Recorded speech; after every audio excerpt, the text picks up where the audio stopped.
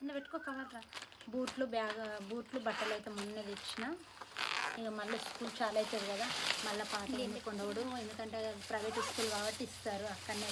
కాకపోతే 2 నేనే తీసుకొచ్చిన, చెరొకటని అట్లా ఉండాలని తీసుకొచ్చిన. ఎందుకంటే మాకు అక్కడనే ప్రైవేట్లోనే ఇస్తారు బుక్స్. ఇక ఏదో సింపుల్ చెరొకటని తీసుకొచ్చిన ఫస్ట్ టైం కదా అని. ఇదిలో పెట్టు, బ్యాగ్లో పెట్టు. ఇవన్నిటికైతే మాకు బట్టలు బూట్లు ఇవన్నీ అంటే 5,500 మొత్తం. ఈ ఒక్కలకే బూట్లు ఇంకా వానికి ఉన్నాయని 5,500 మాకు బూట్లకు, చెరొక జత బట్టలకు, బ్యాగులకు, ఈ పెన్నులు ఇవన్నీ అంటే మస్తు ఖర్చు వచ్చింది. ఇక జాలీగా ఫీజు కడితే అయిపోయింది. నేను మళ్ళీ స్కూల్లో ఇట్లా బుక్స్లకు అవన్నీ పెట్టాలి. మళ్ళీ ఇవి అక్కడ ఇయర్ పెన్నులు పెన్సిల్ కాబట్టి మనం తెచ్చుకోవాలి. బుక్స్ అయితే మొత్తం అక్కడనే స్కూల్లోనే ఇస్తారు.